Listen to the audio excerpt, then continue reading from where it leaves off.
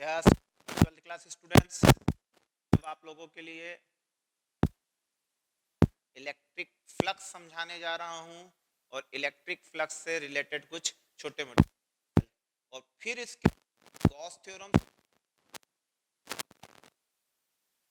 Applications हमारे 12th में हैं, सीखनी है।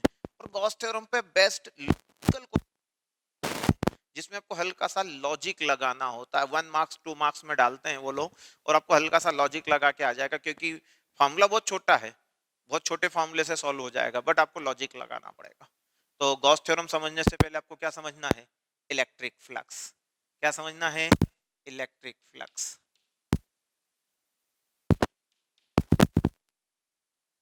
फ्लक्स क्या होता है? Flux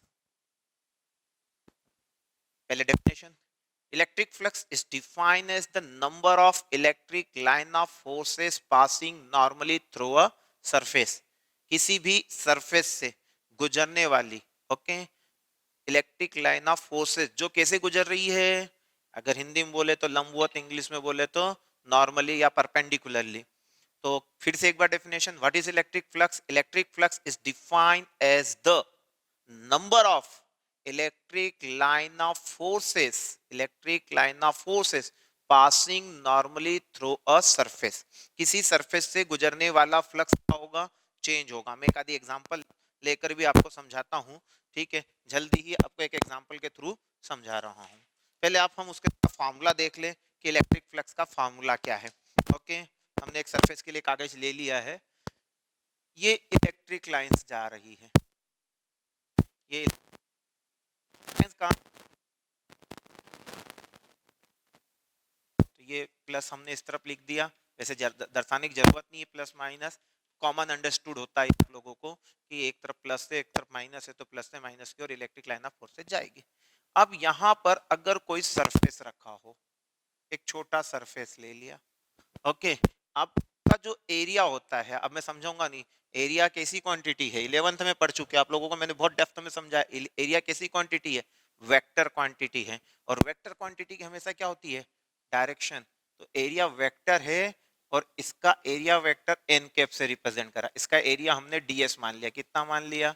DS. कितना एरिया माना सरफेस का? डीएस माना, उसका एरिया वेक्टर एन है।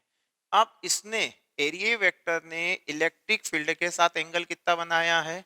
Theta. Theta is the angle between electric field E and area vector.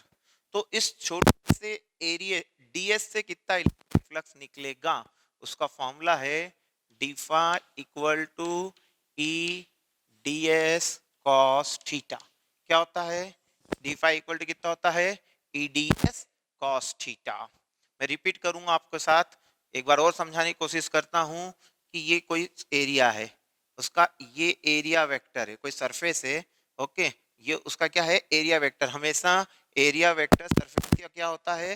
Perpendicular. For example मैं यहाँ पे मेरे पास एक एरिया क्रिएट करता हूँ, एक बनाता हूँ, ये है, तो इसका एरिया वेक्टर कैसे होगा? इस सरफेस के परपेंडिकुलर। अगर ये एरिया ये ऐसा रखा हुआ, लेंथ इनटू ब्रेथ ऐसा है, तो इसका एरिया वेक्टर कैसा होगा? इसके परपेंडिकुलर, अपवर्ड या डाउनवर्ड। तो it is always perpendicular to the surface. तो मेरा जो सरफेस है, ये जो प्लेट है, मान लीजिए आपके नाश्ते की प्लेट है, तो ये जो प्लेट है इसका एरिया वेक्टर इस तरफ है, इसको मैंने क्या कहा? एन के। प्लेट बहुत छोटी है आपकी, नाश्ता आपको ज्यादा चाहिए, तो यहाँ पर ये जो एरिया है इसको क्या कहा मैंने? डीएस। अब इसने ये जा रही है इलेक्ट्रिक फील्ड में, इसको रख दिया हमने, तो इससे गुजरने वाला इलेक्ट्रिक फ्लक्स कितना होगा उसको निकालने को बताया मैंने आपको। तो आप पहले क्या निकालोगे? एरिया और ई के बीच का एंगल कितना है? थीटा है। ओके, एरिया कितना है प्लेट का? डीएस। तो आपका फॉर्मूला हो जाएगा ई वेक्टर डीएस वेक्टर, क्योंकि जब भी कॉस हटता है तो डी फाई इक्वल टू क्या लिख सकते हैं? E vector dot DS vector. अब तो आपको समझ में आने लग गया होगा, अरे ये तो डॉट प्रोडक्ट है, यहाँ कोई वेक्टर क्वांटिटी है ही नहीं, तो फ्लक्स कैसी क्वांटिटी है? फ्लक्स कैसी क्वांटिटी है? स्केलर क्वांटिटी है। कैसी क्वांटिटी है? स्केलर क्वांटिटी है। इसकी यूनिट क्या होगी? क्योंकि ई की मेरे को पता है, ई बराबर होता है इलेक्ट्रिक फील्ड इंटेंसिटी, ई बराबर होता है एफ अपॉन क्यू। तो एफ की यूनिट होती न्यूटन और क्यू की होती कूलाम, तो न्यूटन पर कूलाम, और डीएस की होती मीटर स्क्वायर, तो इसकी यूनिट हो गई आपकी न्यूटन मीटर स्क्वायर पर कूलाम, किसकी? इलेक्ट्रिक फ्लक्स की। Is it clear? Electric flux क्या है? Number of electric lines passing normally through a surface. अब आपसे एक छोटा सा सिंपल सा क्वेश्चन, किसी भी सरफेस से इलेक्ट्रिक फ्लक्स कब मैक्सिमम होगा और कब मिनिमम होगा? किसी सरफेस से गुजरने वाला, जैसे प्लेट है, ओके, इस प्लेट से कब इलेक्ट्रिक फ्लक्स मैक्सिमम निकलेगा? मान लीजिए कि उधर की दीवार और इधर की दीवार में उधर से इधर आपके इलेक्ट्रिक फील्ड लाइंस के तीर आ रहे हैं, इलेक्ट्रिक फील्ड लाइंस आ रही है, तो कब इस कागज को सबसे ज्यादा तीर छेद करके जाएंगे? जब वो ऐसा रखा हो। ऐसा रखा हो मतलब इसका जो एरिया वेक्टर है, एरिया वेक्टर और ई वेक्टर कैसे हो? पैरेलल हो या एंटी पैरेलल हो? पैरेलल हो या तो अंदर घुसेगा एरिया वेक्टर, या तो अंदर घुसेगा या बाहर निकलेगा। तो एरिया वेक्टर और ई वेक्टर पैरेलल हो या एंटी पैरेलल हो, उसी कंडीशन में इससे गुजरने वाला फ्लक्स क्या होगा? मैक्सिमम। यदि यदि ऐसा हो जाए कि ये इस प्रकार की प्लेट रखी है, तो एरिया वेक्टर इस प्रकार हो गया आपका और ई इस प्रकार से है, ई इस प्रकार से, एरिया वेक्टर परपेंडिकुलर हो गया, तो इस वक्त आप देखोगे इससे गुजरने वाले एरो मिनिमम हो जाएंगे। जैसे जैसे जैसे ये घूमेगा, जैसे जैसे एरिया ऐसा ऐसा होते जाएगा, तो इससे गुजरने वाले तीरों की संख्या अर्थात इलेक्ट्रिक फील्ड की संख्या क्या हो जाएगी? बढ़ जाएगी। तो हम क्या कहना चाहते हैं? फ्लक्स की संख्या बढ़ जाएगी। तो यहां पर हमने कंक्लूजन निकाला कि यदि, एक डायग्राम बना के भी समझा देता हूं यहाँ पे और लिख भी देता हूं, अपने पास बहुत समय है, वीडियो बनाया करेंगे अपन, लॉकडाउन तो है ही। हाँ, ये हमारा सरफेस है, तो इस सरफेस का जो अगर एरिया वेक्टर देखा जाए इलेक्ट्रिक फील्ड की डायरेक्शन में है, तो दोनों पैरेलल हो जाए, तो या फिर क्या हो जाए? एंटी पैरेलल हो जाए, पैरेलल हो जाए या एंटी पैरेलल हो जाए, मतलब प्लेट कैसी फंसी हुई है? खड़ी उसके अंतर्गत रख दी गई है इलेक्ट्रिक फील्ड में। तो इस वक्त निकलने वाला फ्लक्स कितना होगा? इस वक्त फ्लक्स होगा d phi equal to E d S cos zero, और कॉस जीरो होता है 1, तो डी फाई बराबर कितना हो जाएगा आपका? ई डी एस। ओके, अब यदि ये प्लेट कैसी रखी होती? कुछ इस प्रकार से रखी होती जैसे ये इलेक्ट्रिक फील्ड लाइन से, है ना? आपको तो सब समझ में आने लग गया अब, ठीक है। और यहाँ पर जो प्लेट रखी हुई है, ओके, वो प्लेट ने एरिया वेक्टर उसका कैसा है? परपेंडिकुलर, इस प्रकार से है, तो यहाँ एन के और ई के बीच का एंगल कितना है? 90 है, तो इस वक्त कितना फ्लक्स गुजरेगा? तो डी फाई इक्वल टू क्या लिखोगे? E vector D S vector cos 90, और कॉस 90 कितना होता है आपका? जीरो। कॉस 90 क्या होता है? जीरो। तो ये टर्म पूरा क्या हो जाएगा आपका? जीरो हो जाएगा। तो इस वक्त गुजरने वाला फ्लक्स क्या हो गया? एकदम मिनिमम हो गया, नियर टू जीरो हो गया, मिनिमम हो गया, नियर टू जीरो हो गया। Is it clear to all of you? Very easy to all of you. समझे आप इलेक्ट्रिक फ्लक्स क्या होता है, उसकी यूनिट क्या होती है? अब इस पर बेस्ड मैं आगे की ओर बढ़ रहा हूं, वो है हमारा गॉस थ्योरम। क्या है? Gauss theorem. पहले आप इसको नोट कर लें, ओके। आई होप सो कि आप इसको नोट कर रहे हैं अच्छे से, क्योंकि सब यूनिट्स लिखी हुई, डायग्राम लिखा हुआ है, कब मैक्सिमम होगा कब मिनिमम होगा उसकी पूरी कंडीशंस लिखी हुई है। अब आप स्क्रीन के ऊपर एक नया टॉपिक लिखा हुआ देख रहे हैं, गॉस थ्योरम। क्या लिखा हुआ देख रहे हैं? Gauss theorem. तो अब इस गॉस थ्योरम क्या चीज है? ये इलेक्ट्रिक फ्लक्स के लिए दिया गया गॉस थ्योरम है। किसी ऑब्जेक्ट से कितना इलेक्ट्रिक फ्लक्स निकलेगा उसके लिए एक शॉर्टकट मेथड दी गई है। इलेक्ट्रिक फ्लक्स वास्तव में ऑब्जेक्ट या तो इलेक्ट्रिक फील्ड में रखा हो तो निकलता है, या ऑब्जेक्ट के अंदर चार्ज हो तो उससे इलेक्ट्रिक फ्लक्स निकलेगा। तो गॉस थ्योरम बेसिकली अगर देखा जाए जहां अप्लाई किया जाता है 90% केसेस में, तो चार्ज कहां होता है? ऑब्जेक्ट के अंदर होता है, तब गॉस थ्योरम हम लगाते हैं। तो गॉस थ्योरम क्या कहना चाहता है? किसी भी क्लोज्ड सरफेस से निकलने वाला इलेक्ट्रिक फ्लक्स, मैं बहुत हिंदी में समझा रहा हूं आप लोगों को, अकॉर्डिंग टू गॉस थ्योरम क्या कहना चाहता है Gauss theorem? The amount of electric flux coming out from a closed surface which had enclosed a charge q is always equal to, is always equal to 1 upon epsilon 0 times of the charge enclosed in that closed surface। नहीं समझ में आया? पूरी हिंदी में सुनो। किसी भी बंद सरफेस से, क्लोज्ड सरफेस से, किसी भी बॉक्स से, क्यूब से, स्फीयर से, क्लोज्ड सरफेस से निकलने वाला इलेक्ट्रिक फ्लक्स कितना होता है? जितना उसमें चार्ज होता है उसका 1/0 टाइम्स। डायग्राम से समझाऊंगा तो और समझ में आएगा। जैसे कि कोई क्लोज्ड सरफेस है, इसके अंदर चार्ज क्यू है, अब इससे कितना इलेक्ट्रिक फ्लक्स बाहर आएगा? तो गॉस तो आपने कहा कि इससे टोटल जो इलेक्ट्रिक फ्लक्स आएगा, छोटे क्षेत्र से नहीं, पूरे ऑब्जेक्ट से कितना इलेक्ट्रिक फ्लक्स बाहर आएगा? 1/0 times of the charge inside it. अगर इसके अंदर चार्ज होता capital Q, capital Q Q और कुछ वैल्यू हो सकती मान लो, तो हम लिख देते capital Q upon epsilon zero. Is it clear? तो क्या कहना चाहता है? किसी भी क्लोज्ड सरफेस से, किसी भी क्लोज्ड सरफेस से निकलने वाला नेट इलेक्ट्रिक फ्लक्स, निकलने वाला net electric flux is always equal to the is always equal to the amount of is always equal to the 1/0 times of the total charge enclosed in that closed surface। तो आप एक बार Gauss theorem लिख लें, मैं Gauss theorem पूरा dictate कर देता हूं, लिखिए। According to Gauss theorem, the total electric flux through a closed surface enclosing a charge through a closed surface enclosing a charge is always equal to the 1/0 times of the charge enclosed in that closed surface। दो चार बार हो गया है, याद करवाने के लिए तीन चार बार बोलता हूं कि आपको याद हो जाए, क्योंकि जो सुनते हैं हम लोग वो ज्यादा जल्दी से याद हो जाता है, और आपको तो सुन भी रहे हो देख भी रहे हो तो जल्दी याद हो जाना चाहिए। ठीक है, तो एक क्लोज्ड सरफेस है आपके पास, एक क्यूब बना देते हैं हम आपके पास, एक ऐसा क्यूब है। ओके, पहला क्वेश्चन चालू आपका। ठीक है, गॉस थ्योरम का प्रूफ मैं बाद में करूंगा, पहले गॉस थ्योरम पे क्वेश्चन करते हैं।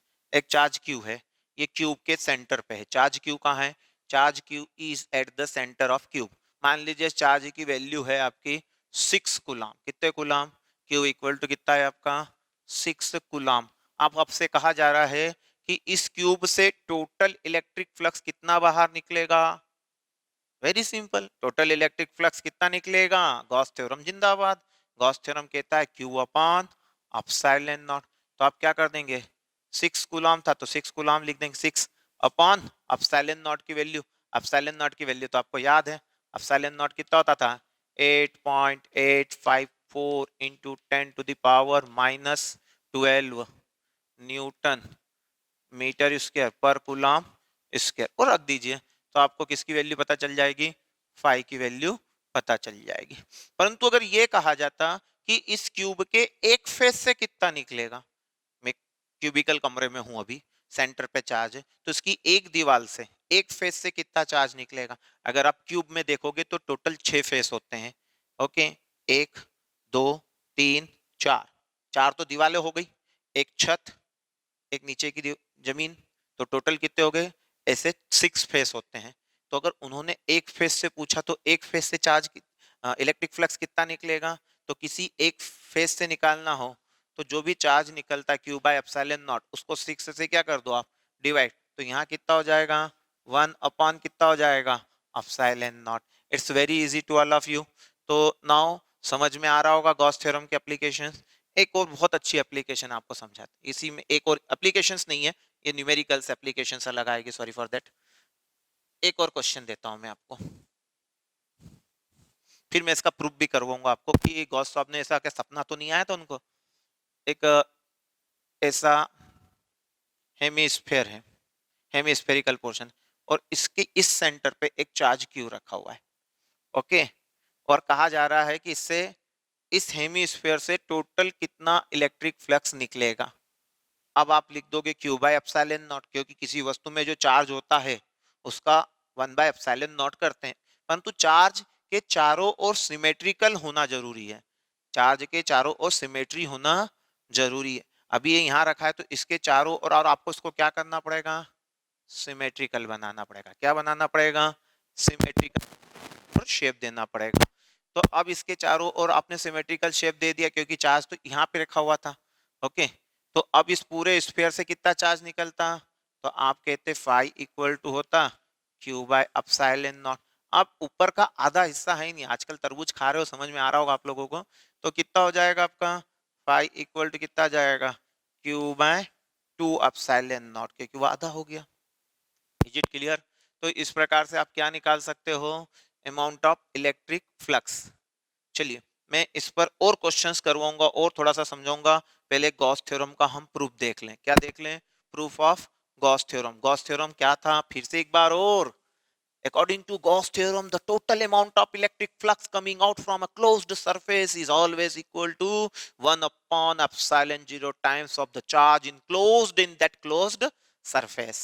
ठीक है, तो हम देखते हैं, एक चार्ज एक स्फेरिकल सरफेस माना हमने, सबसे पहले क्या एज्यूम किया, एक स्फेरिकल सरफेस एज्यूम करा, और इसके सेंटर पर हमने क्या करा, एक चार्ज क्यू को कंसीडर करा। इसके चारों ओर सिमेट्री है, यस है। अब हम क्या कर रहे हैं, एक चीज क्लियर कर दूं कि जब भी हम गॉसियन सरफेस भी लेंगे तो उसके होता है क्या है कि इसके हर एक पॉइंट पे इलेक्ट्रिक फील्ड इंटेंसिटी क्या रहती है, सेम। जब चार्ज सेंटर पे हो जाएगा तो हर एक पॉइंट पे इलेक्ट्रिक फील्ड इंटेंसिटी क्या रहेगी, सेम रहेगी। अब आप क्या करना है, आपको यहाँ पर एक छोटा सा पोर्शन लेना है। इस स्मॉल पोर्शन को क्या कहोगे, एलिमेंट्री पोर्शन। एलिमेंट्री पोर्शन हमने यहाँ पर सरफेस पे ले लिया, आपका ये उस तरफ भी दिखाई देगा। अब इस एलिमेंट्री पोर्शन पर एक पॉइंट लिया, इस पॉइंट पर इलेक्ट्रिक फील्ड की दिशा इस प्रकार रहेगी, और एरिया वेक्टर भी क्या रहेगा, परपेंडिकुलर, क्योंकि एरिया क्या है, हमेशा सरफेस के क्या रहता है, परपेंडिकुलर। आप एक फुटबॉल के ऊपर किसी भी एक पॉइंट पर ऐसी पेन को खड़ा कर दो, तो पेन हमेशा उस पर क्या एंगल बनाएगी, 90 का एंगल बनाएगी, तो उसका जो सरफेस पर एंगल होता है वो 90 का होता है। तो इलेक्ट्रिक फील्ड ई वेक्टर और एरिया वेक्टर दोनों क्या हो गए आपके, सेम डायरेक्शन में। अब हमको क्या सिखाया, डिफाई क्या सिखाया था, डिफाई बराबर होता है E d S cos theta सिखाया था। तो अब डीएस की बात करें, तो डीएस अभी रहने देते हैं हम लोग, तो डीएस तो हमारा छोटा सा एरिया है, इस भाग का एरिया कितना था, डीएस था। अब कॉस थीटा, तो दोनों की डायरेक्शन सेम, इलेक्ट्रिक फील्ड और एन की, तो हम यहाँ क्या यूज करेंगे, कॉस जीरो। कॉस जीरो कितना होता है, 1। ये क्या निकाला, डी फाइन। हमको डी फाइन नहीं निकालना है, हमको टोटल सरफेस से निकलने वाला इलेक्ट्रिक फ्लक्स निकालना है, स्मॉल सरफेस से नहीं। तो टोटल सरफेस निकालने के वक्त इसका क्या कर देंगे हम, इंटीग्रेशन। किसका इंटीग्रेशन, ईडीएस का। अब ई तो आपका बाहर आ जाएगा, और डीएस एरिया है, क्या है आपका, एरिया। तो एरिया क्या होगा, 1/, एरिया टोटल कितना होता है, इंटीग्रेशन डीएस का कितना हो जाएगा, अभी तो सॉरी डीएस रहने दिया। अब हर एक की वैल्यू रखेंगे हम, किसकी वैल्यू रखेंगे, ई की। ई की वैल्यू कितनी होती है, किसी क्यू चार्ज के कारण, किसी क्यू चार्ज के कारण आर दूरी पर, क्योंकि कुछ न कुछ स्फीयर की रेडियस होगी, तो आर दूरी पर इलेक्ट्रिक फील्ड इंटेंसिटी कितनी होती है, 1/4 pi epsilon naught Q by are square. ये वैल्यू हम पहले आपको करवा चुके हैं। अब इंटीग्रेशन किसका करना है आपको, डीएस का। अब डीएस तो स्मॉल एरिया है, अब अपने को टोटल स्फीयर का एरिया लेना है, तो टोटल स्फीयर का एरिया कितना होता है, 4 पाई आर स्क्वायर।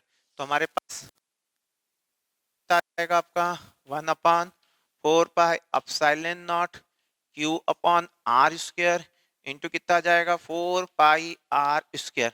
ये हमारा 4 पाई से ये 4 पाई मर गया, आर स्क्वायर से आर स्क्वायर मर गया, तो कितना आ गया आपका, that will be Q upon epsilon not.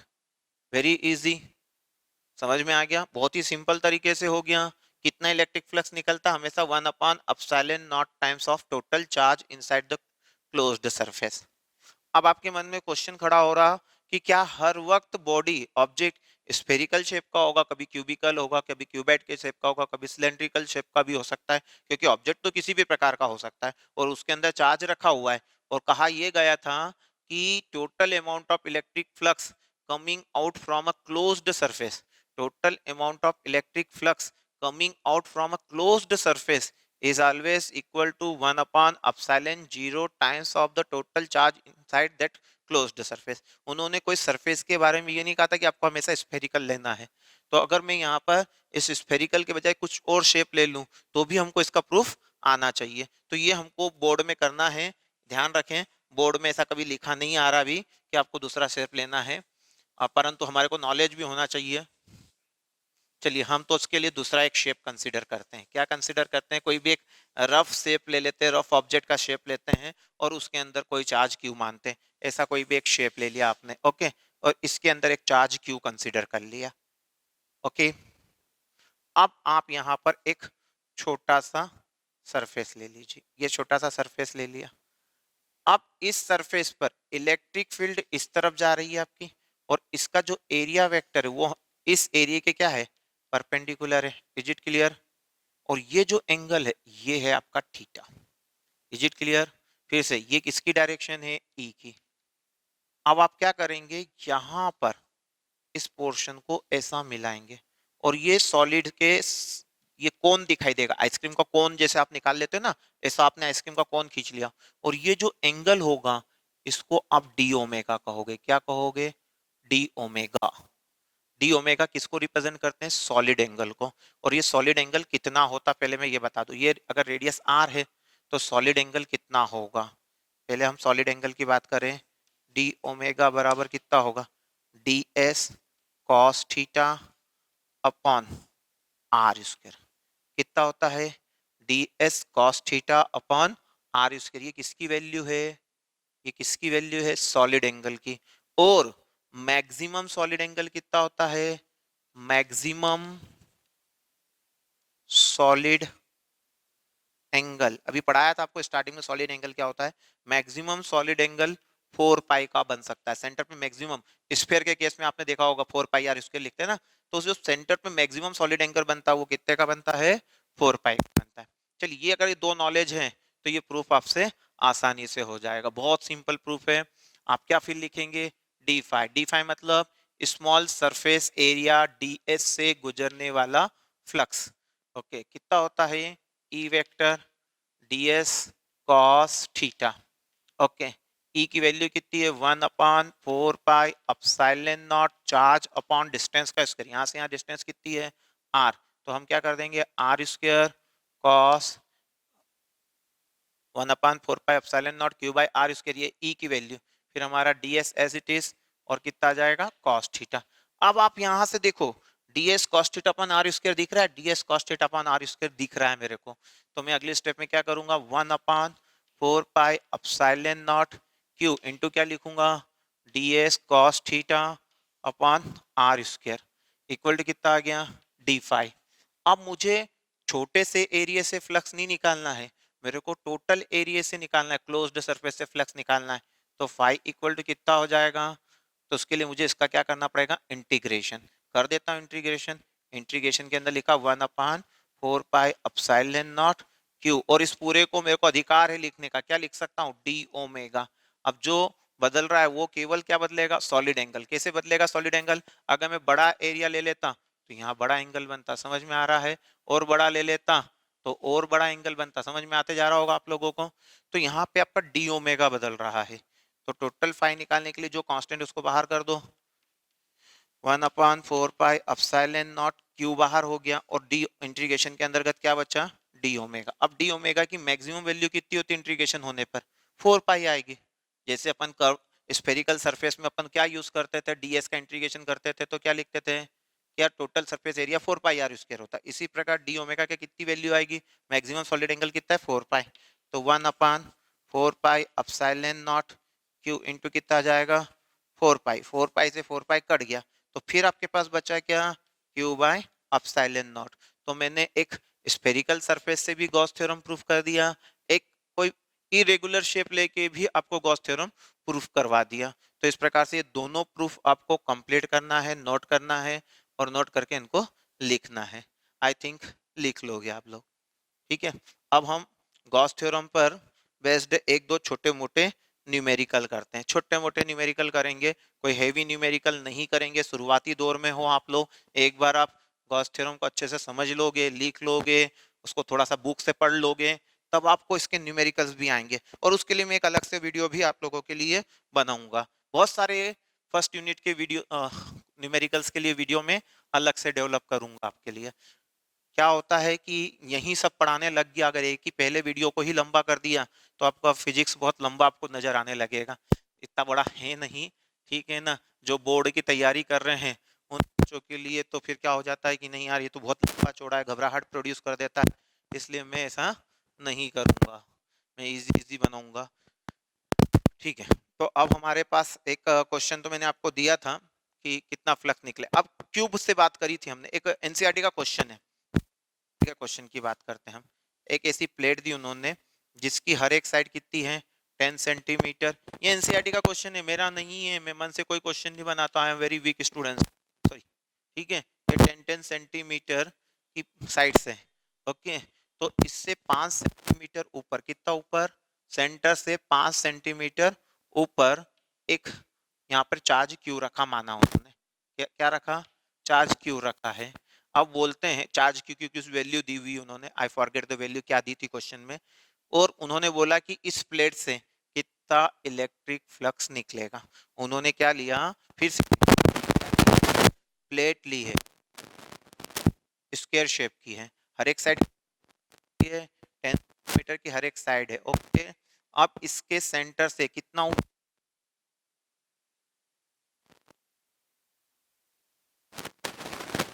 रखा, क्यू, क्या रख दिया उन्होंने, एक चार्ज क्यू रख दिया। अब बोला प्लेट से कितना इलेक्ट्रिक फ्लक्स निकलेगा। आपको थोड़ा सा इमेजिनेशंस की दुनिया में जाना पड़ेगा कि अगर हम एक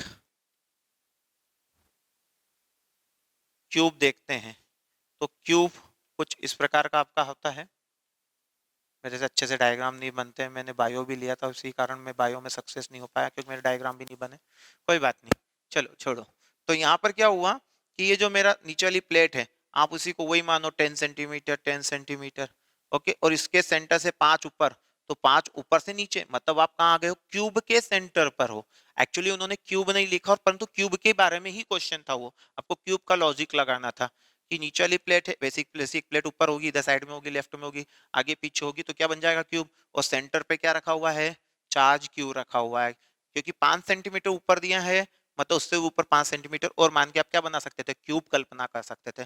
तो अब जब आप क्यूब की इमेजिनेशन करते हो तो एक फेस से, क्योंकि उसने एक इस प्लेट से निकलने का कहा, और अगर क्यूब में मानूंगा चारों तरफ तो टोटल फ्लक्स कितना निकलेगा, टोटल फ्लक्स होता क्यू बाय एप्सिलॉन नॉट, परंतु उसके एक फेस से पूछा तो कितनी फेस होती है, 6, 6 से डिवाइड कर दो, तो इस प्रकार से क्वेश्चन क्या हो जाएगा, सॉल्व हो जाएगा। चलिए और चलो आगे आगे चला करें, धीरे धीरे सॉल्व हो जाते हैं क्वेश्चंस। एक बार 2003 में, 2011 में और 2014-15 में भी ऐसा उन्होंने क्वेश्चन दे दिया कि एक स्फीयर है, स्फेरिकल है, एक यहाँ पे स्फेरिकल लेयर बताई, फिर एक ऐसी यहाँ स्फेरिकल लेयर बनाई, ओके, ऐसी 3 एक लेयर बना दी, इस पर Q1 चार्ज दे दिया, इस प्लेट पे। आप एक ध्यान रखना, किसी भी कंडक्टर को चार्ज देते हैं तो चार्ज कंडक्टर के आउटर सरफेस पर फैल जाता है, ओके। तो ये चार्ज हमने किसको दिया हुआ है, इस बॉडी को दिया हुआ है, इसको Q1 दिया, इसको Q2 दिया, 2 बार चार्ज दे दिया, इसको Q3 दे दिया, ओके।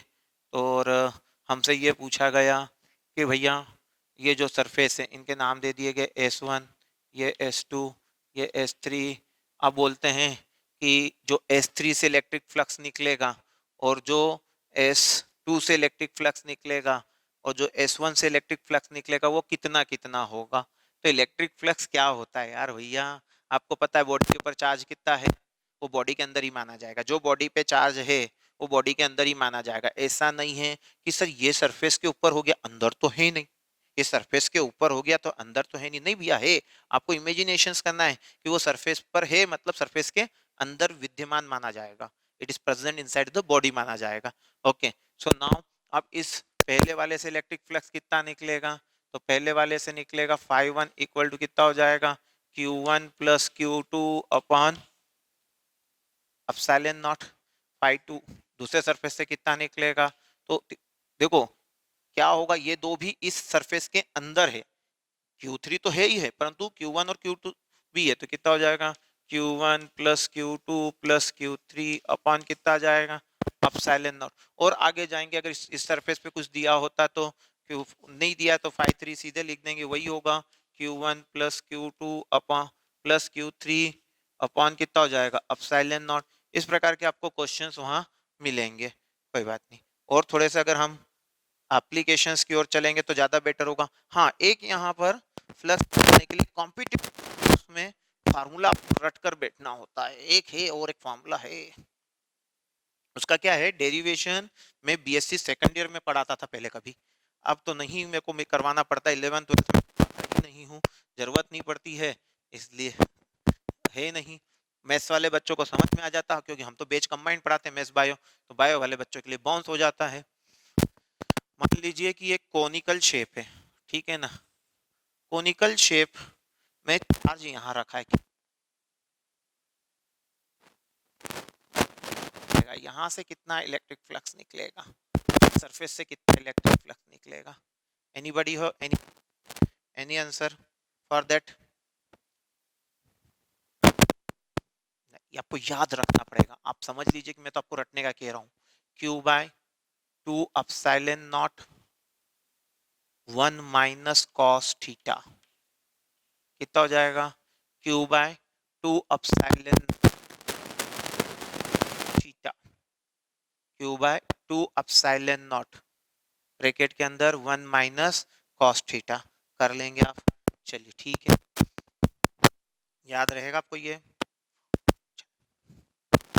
इस पे बेस्ड एक बार ऐसा क्वेश्चन भी आ चुका, इसको और मैंने और थोड़ा लिखना आपको सिखाया नहीं। अगर थीटा नहीं भी दिया हो, जैसे कि ऐसा क्वेश्चन आ चुका है कॉम्पिटिटिव एग्जाम का, 12th का नहीं है, एक सिलेंडर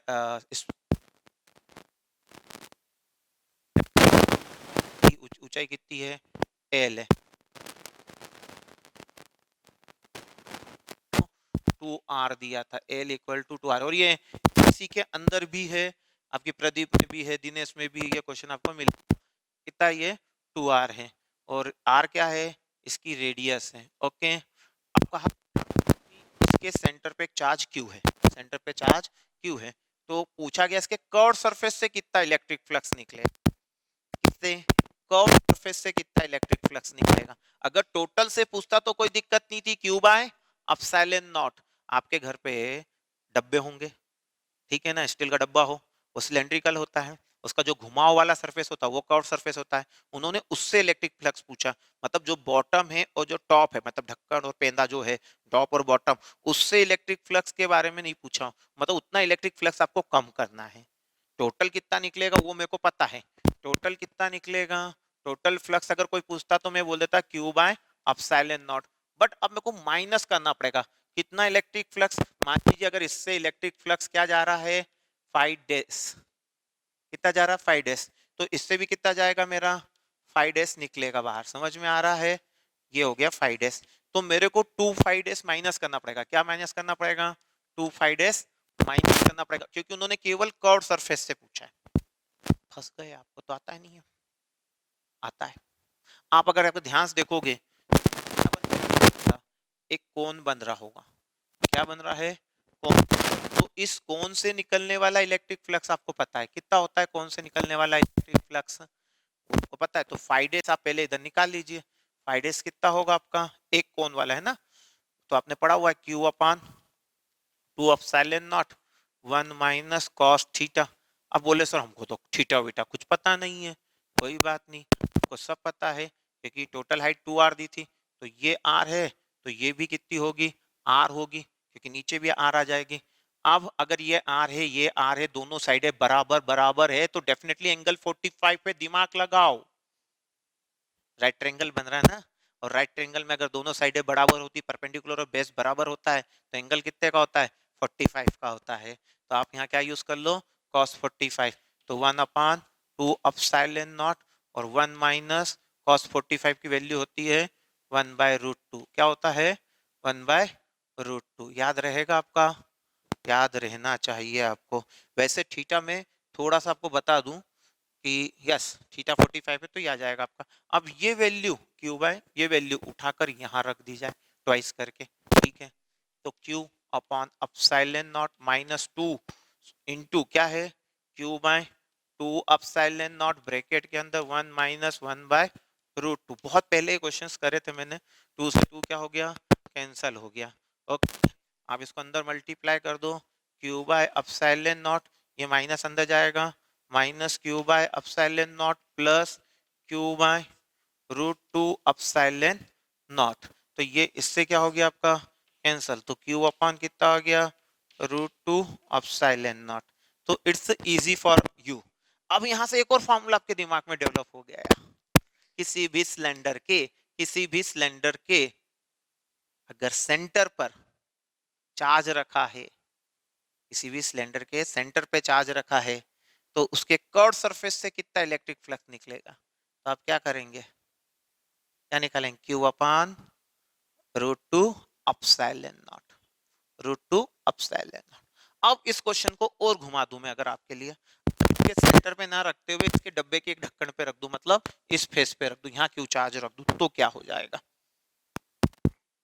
भाई कुछ भी किया जा सकता है, और वो आपको फिर अपने दिमाग को यूज करना रहता है। बस यही थी कि गॉस थ्योरम तो आप पढ़ के चले गए, कॉम्पिटिटिव एग्जाम में गॉस थ्योरम आपको थ्योरम तो देंगे, स्टेट गॉस थ्योरम, हाँ के एग्जाम में गॉस थ्योरम लगभग हर दूसरे साल पूछा जाता है, तो रट के जाना है, थ्योरम तो रटना है, पर बोर्ड एग्जाम के लिए रटना है। अब जो बच्चे ड्रॉपर हैं, जो बच्चे ड्रॉप ले रहे हैं, इससे क्या मतलब, न्यूमेरिकल न्यूमेरिकल कैसे आएंगे, उसका लॉजिक क्या है, देख लेते हैं हम लोग।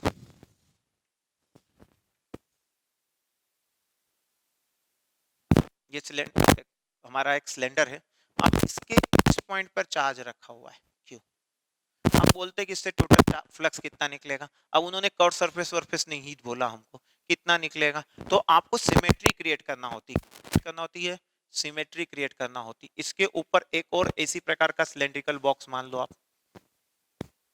अब इससे पूरे से अब उन्होंने ऐसा नहीं कहा है कि कर्व सरफेस, तो पूरे से चार्ज फ्लक्स कितना निकलेगा अपॉन अपसाइलन नॉट, कितना फ्लक्स निकलेगा अपसाइलन नॉट। अब आपका क्वेश्चन नहीं है आधा डब्बा, नहीं है ऐसा, नहीं है केवल लोअर है, तो कितना हो जाएगा Q by two epsilon naught, Q by कितना हो जाएगा आपका टू अपसाइलन नॉट। तो इस प्रकार से लॉजिकल कॉन्सेप्ट के साथ आपको वर्कआउट करना है, इसके लिए गॉस थ्योरम के लिए। तो गॉस थ्योरम की विशेषता क्या है, ये क्या निकालना सिखाता है, किसी जब उसमें चार्ज हो, ऐसा नहीं है कि चार्ज उसमें ही हो जरूरी हो, चार्ज बाहर भी तो हो सकता है। देखते हैं वाला केस भी देखते हैं हम। अगर एक आप इस पे लिख लो, तो अब होता यूं है, लाइन आती है 10 इलेक्ट्रिक लाइन ऑफ फोर्स अंदर आ रही है, अंदर आई है तो 10 निकल भी जाती है, समझ में आ रहा है।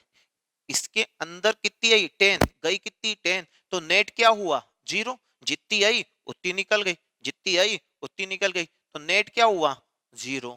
तो net electric flux coming from this closed surface is 0। क्यों 0 है, क्योंकि चार्ज इसके बाहर था। अगर चार्ज इसके अंदर होता तो वो चार्ज इलेक्ट्रिक फ्लक्स जनरेट करता। Is it clear. अब कोई बच्चा बोले सर माइनस का चार्ज हो, तो भैया माइनस का चार्ज होगा तो इलेक्ट्रिक लाइंस अंदर आएगी। Is it clear. So now आप समझ जाएं इलेक्ट्रिक फ्लक्स, हम अधिकांश न्यूमेरिकलों में 99% न्यूमेरिकलों में हम प्लस चार्ज ही कंसीडर करके चलेंगे, माइनस चार्ज मत कंसीडर कर बैठना भी है ना, शुरुआती दौर में झटके लग जाएंगे बड़े बड़े आपको। अब मैं अगला वीडियो जो बनाने वाला हूं वो है एप्लीकेशंस ऑफ गॉस थ्योरम। क्या समझाने जाऊंगा, एप्लीकेशंस ऑफ गॉस थ्योरम। वो थोड़े से बड़े डेरिवेशन से है, तो आप मेरे साथ रहिएगा, मैं आपको बड़े डेरिवेशन भी बहुत इजीली सिखा दूंगा। एक और क्वेश्चन याद आ गया मेरे को, एक और क्वेश्चन याद आ गया, किसी कॉम्पिटिटिव एग्जाम का क्वेश्चन था कि बोर्ड एग्जाम का क्वेश्चन था, वो याद नहीं आ रहा पर तो था क्वेश्चन। उन्होंने क्या कहा कि जो क्यूब है उसके वर्टाइसेस पे एक चार्ज को रख दिया। जैसे क्यूब है आपका, क्यूब में क्यूब क्या, मेरे पास चौक का बॉक्स है, मैं उसी से समझाऊंगा आपको, ठीक है ना। चौक का बॉक्स जनरली क्यूबिकल है मेरे पास, तो I am very lucky to explain you in this way. देखिए I am not doing the advertisement of this company, but ध्यान से देखें, ये जो बॉक्स कैसा है आपका क्यूबिकल, हर जगह से कैसा ही है क्यूबिकल है। अब इसके चारों ओर आपको पहले सिमेट्री क्रिएट करना पड़ेगी। सिमेट्री क्रिएट कैसे करेंगे, इसको सेंटर पे लाके टिकाना है। तो एक बॉक्स इधर होना चाहिए, एक बॉक्स की लेयर, टोटल कितने बॉक्स हो जाएंगे 8। तब जाके ये सेंटर पे जो चार्ज होगा वो कैसा होगा, सिमेट्रिकल।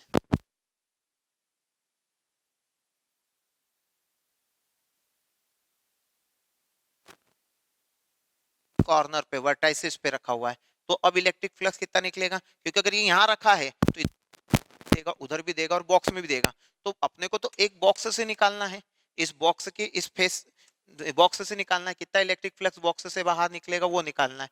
तो कैसे निकल, टेल मी। अब आपको क्या कंसीडर करना पड़ेगा, सिमेट्री के आधार पर इसके चारों तरफ बॉक्सेस का, ठीक, कितने बॉक्स कंसीडर करेंगे, 8 बॉक्स, कितने बॉक्स रखेंगे, 8 बॉक्स रखा जाएंगे। फिर से देख लेते हैं अपन 8 बॉक्स वाला कंसेप्ट, डायग्राम से तो नहीं बना पाऊंगा शायद, मेरे को ऐसा लगता है यहाँ पर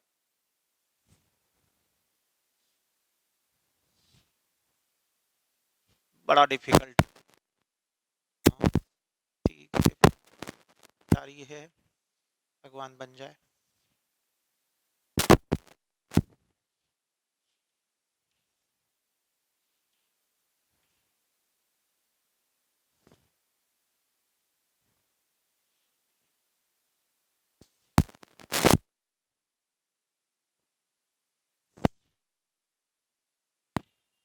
ऐसा वो आपने केमिस्ट्री में भी पढ़ा होगा, जिसमें आपको क्या कहते हैं, सॉलिड स्टेट, तो सॉलिड स्टेट के वक्त इस प्रकार के डायग्राम बनते हैं। तो यहाँ पर ध्यान दें, एक लाइन ऐसी भी जाएगी इन दोनों को जोड़ने वाली, तो यहाँ पर सेंटर पे रखेंगे हम, चार्ज सेंटर पे माना जाएगा। अब क्या होगा कि से भी उस फेस से भी सभी से निकलेगा, तो एक क्यूब से कितना इलेक्ट्रिक फ्लक्स निकलेगा, तो अब आप टोटल एक क्यूब से कितना इलेक्ट्रिक फ्लक्स निकलेगा कैसे निकालोगे, दिमाग लगाइए। अब आपके पास 8 क्यूब हो चुके, 8 क्यूब हो चुके, कैसा निकलेगा, क्यू अपॉन अपसाइलन नॉट, तो टोटल निकलेगा, और उसको 8 क्यूब में डिवाइड कर दो आप, तो आपको समझ में आ जाएगा कि डिवाइडेड बाय 8 हो गया। अगर वो बोलते किसी एक फेस से कितना निकलेगा, तो और प्रॉब्लम हो गई आपको, किसी एक फेस से कितना निकलेगा। तो अब ऐसा मत कर देना आपने कि भैया टोटल 8 बॉक्स रखे हैं, तो क्यू बाय अपसाइलन नॉट, तो टोटल फ्लक्स निकलता क्यू बाय 8 अपसाइलन नॉट, एक बॉक्स निकलता, और इसके फेसेस कितने हैं 6, एक क्यूब के कितने फेस होते हैं 6, तो इसको और 6 से डिवाइड कर दें। ऐसा मत करना गलती से, समझ में आ रहा है, ऐसा कर दिया तो ये गलत हो जाएगा। क्या करा जाए, आप ध्यान से देखें, एक फेस से कितना निकलता, चलिए इसकी एक फेस से बात करें हम, कितना निकलता, तो आप क्या बोलते हैं, आप इसको एक क्यूब माने, अभी 8 क्यूब ना माने, क्यूब बाय कितना हो गया अपसाइलन नॉट, तो टोटल निकलता, और उसके एक फेस से कितना निकलता क्यू बाय अपसाइलन नॉट, और डिवाइडेड बाय 6, क्योंकि 6 फेस होते हैं। अब आप अगर ऐसे 8 जमे हुए हैं, तो एक तरफ से देखोगे तो कितने फेस, कितने क्यूब के फेस दिखाई देंगे 4, कितने दिखाई देंगे 4, तो इस पूरे हिस्से से कितना निकल रहा था क्यू अपॉन 6 अपसाइलन नॉट, और ऐसे कितने डब्बे दिख रहे हैं 4, ऐसे छोटे छोटे कितने बॉक्स हैं 4, तो एक फेस से कितना निकलेगा क्यूब के, छोटे वाले क्यूब के एक फेस से कितना निकलेगा, तो और क्या हो जाएंगे, इसके 4 हिस्से हो जाएंगे, तो कितना हो जाएगा Q upon silent not into 24 हो जाएगा, क्योंकि इससे और हो गए 6 इंटू 24 कर दिया जाएगा, 6 इंटू 4, तो 24 आपका आंसर आ जाएगा। समझ में आ रहा है कुछ हद तक, बहुत ही अच्छा क्वेश्चन है, और आप इस प्रकार के क्वेश्चंस लगाओगे तो ही आपको गॉस थ्योरम समझ में आएगा। तो आज आपका टास्क हमने आपको दिया है कि आपको गॉस थ्योरम के ऊपर क्वेश्चंस बनाना है। फिर मेरा अगला वीडियो आप एप्लीकेशंस ऑफ गॉस थ्योरम, उसमें आप डेरिवेशंस देखोगे, किसी पहला तो आएगा कि किसी पॉइंट चार्ज के कारण इलेक्ट्रिक फील्ड इंटेंसिटी किसी पॉइंट पे कितनी होगी, दूसरा आएगा कूलम्ब्स लॉ का डेरिवेशन, तीसरा आएगा आपका that is electric field intensity due to spherical charge body, फिर आपका है due to linearly charge body, फिर आपके पास आ जाएगा due to plane uniform charge sheet. तो 4-5 एप्लीकेशंस हैं, तो आप उस गॉस थ्योरम को पहले अभी तक का कंप्लीट करें, उसके बाद फिर आगे बढ़ेंगे। Thank you.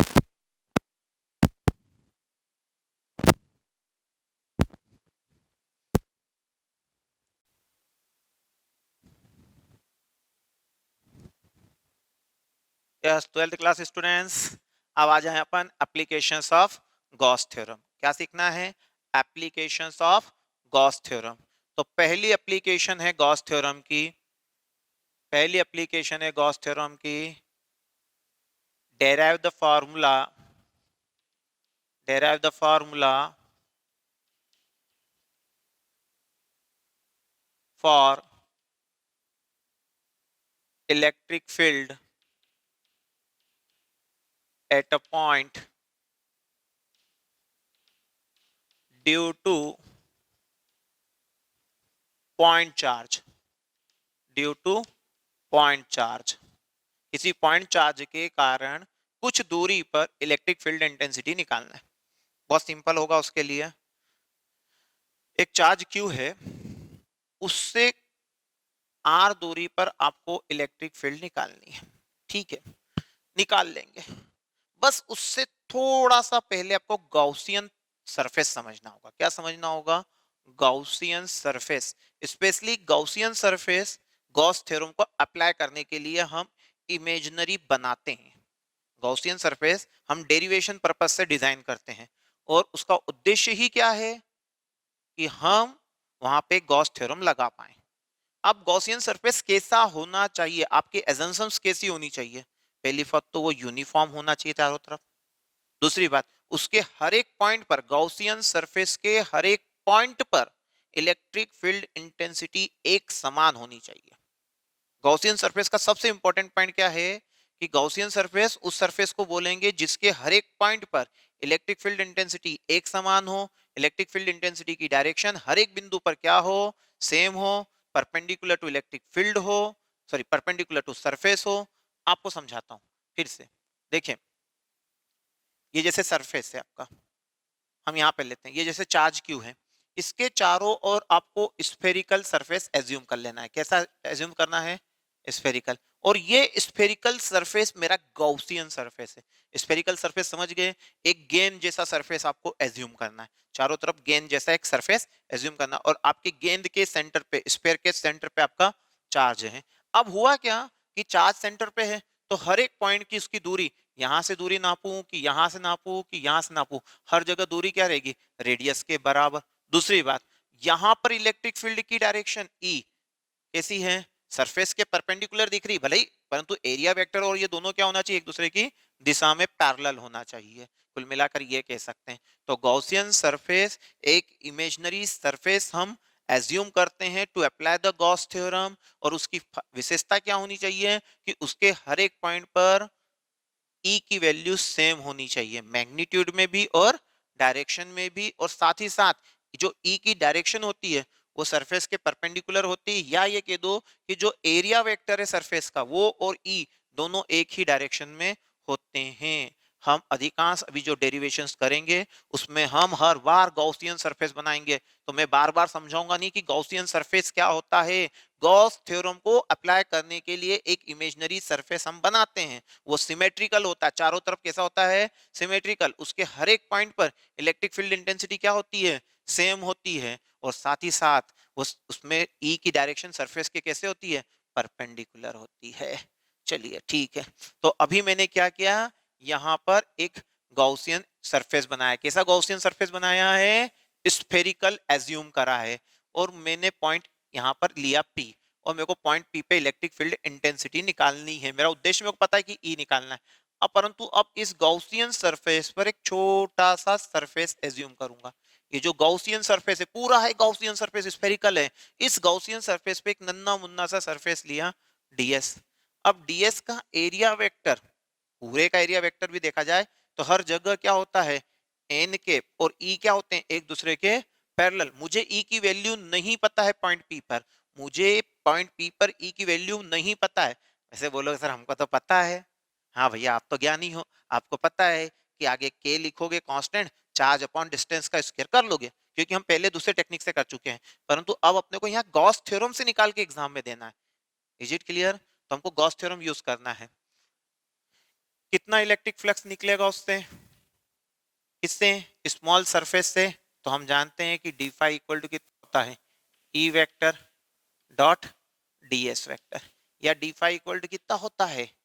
E ds cos 0, क्योंकि यहाँ एंगल क्या है, दोनों का सेम है।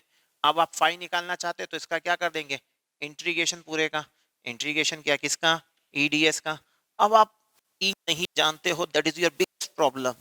फाई ई और डीएस एरिया, तो ये एरिया तो छोटे से हिस्से का है, डीएस मतलब पूरे गॉसियन सरफेस का, क्योंकि डीएस स्मॉल एरिया है। अब आपको पूरे सरफेस से निकालना है, तो पूरे सरफेस से अगर निकालना है तो पूरे सरफेस का एरिया कितना होता है, 4 पाई आर इसके रेडियस। चलो ये तो आपने किससे निकाला, बाय डेफिनेशन। ये सब किससे आ रहा है, फ्लक्स की वैल्यू आई है, this is the value of flux by definition. आपने जो डेफिनेशन फ्लक्स की पढ़ी थी कि फ्लक्स फाई कितना होता है, ईडीएस, उससे निकाल लिया। परंतु बाय गॉस थ्योरम, अब आपके पास गॉस थ्योरम है, क्या कौन सा थ्योरम है, गॉस थ्योरम है। गॉस थ्योरम आपको कुछ सिखाता है। गॉस थ्योरम क्या कह रहा है कि किसी भी गॉसियन सरफेस से टोटल निकलने वाला इलेक्ट्रिक फ्लक्स कितना होता है, Q by epsilon naught. Q क्या है, उस गॉसियन सरफेस में जो चार्ज होता है वो, अपॉन अपसाइलन नॉट। तो अब हम गॉस थ्योरम का अप्लाई करके ये वैल्यू यहां रख देते हैं, तो ई की वैल्यू आ जाएगी, किसकी वैल्यू आ जाएगी, ई की। तो कितना आएगा, E into 4 pi R square equal to कितना आ जाएगा, क्यू बाय अपसाइलन नॉट। अब आप यहां से ई हासिल कर सकते हो, ई इक्वल टू कितना आया, 1/4 pi epsilon naught Q by are square. देखिए आप जो मेरे को शुरुआत में सिखाने की कोशिश कर रहे थे कि सर इलेक्ट्रिक फील्ड इंटेंसिटी तो हम जानते हैं, चार्ज क्यू के कारण आर दूरी पे कितनी होगी, constant Q upon R square, वो आ गया। परंतु हमको किससे लाना है एग्जाम में, 12th क्लास की जो बोर्ड एग्जाम होगी उसमें किससे ला के देना है, इस पूरे गॉस थ्योरम का यूज करके ला कर देना है। तो पहले क्या करेंगे, हम फ्लक्स की डेफिनेशन के आधार पे एक फॉर्मूला लाएंगे, फिर हम गॉस थ्योरम के आधार पे फ्लक्स का फॉर्मूला लाएंगे, दोनों फ्लक्स को आपस में बराबर रख देंगे, तो हमारा क्या आ जाएगा, ई की वैल्यू। अब क्या आ गई, electric field intensity due two point charge Q, किस दूरी पर, आर दूरी पर। ओके, अब आपको अगली एप्लीकेशन है आपकी सेकंड, डेराइव कूलॉम्स लॉ। क्या लाना है आपको, कूलॉम्स लॉ। तो जब आपको डेराइव कूलॉम्स लॉ बोले तो ये पूरा डेरिवेशन आप करें, और केवल पॉइंट पी पर, केवल पॉइंट पी पर फिर एक चार्ज क्यू नॉट कंसीडर कर ले। चार्ज पी पे क्या कंसीडर कर ले, चार्ज क्यू नॉट कंसीडर करें। अब जैसे ही आपने क्यू नॉट कंसीडर करा, तो उस क्यू नॉट पे फोर्स कितना लगेगा, फोर्स बराबर होता है ई इंटू क्यू नॉट।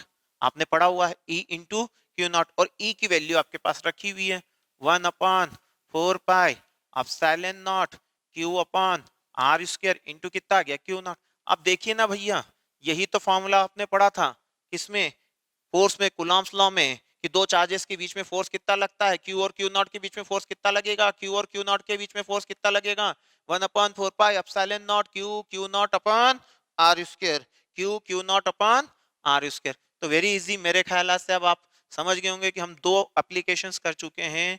हमने क्या लाए हैं, electric field at a point due to a point charge, दूसरा हम क्या ले आए हैं, कूलॉम्स लॉ ले आए हैं। तो बहुत ही आसान रहा आप लोगों के लिए। चलिए अब हम और एक डेरिवेशन की ओर बढ़ते हैं। चलिए अब चलते चलना पड़ेगा भैया, 3-4 डेरिवेशन हैं, छोटे छोटे से हैं, आ जाएंगे। आप लोग तो बड़े ज्ञानी हो, काहे घबरा रहे हो।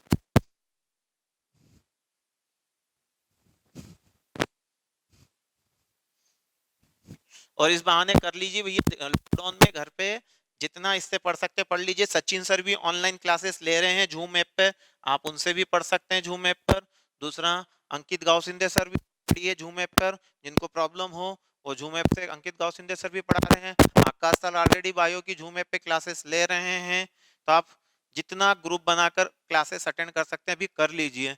जब जुलाई ऑनवर्ड्स परमिशंस मिल जाएगी, हम जब स्टार्ट करेंगे तो हमारा कुछ पड़ा हुआ हिस्सा रहेगा, तो प्रॉब्लम्स कम रहेगी।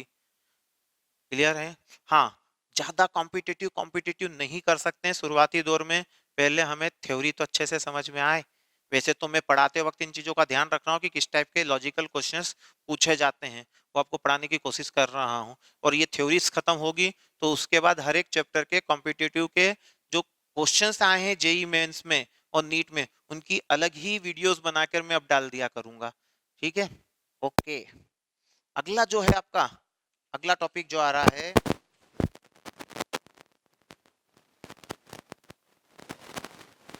Electric field due to a line charge क्या होता है?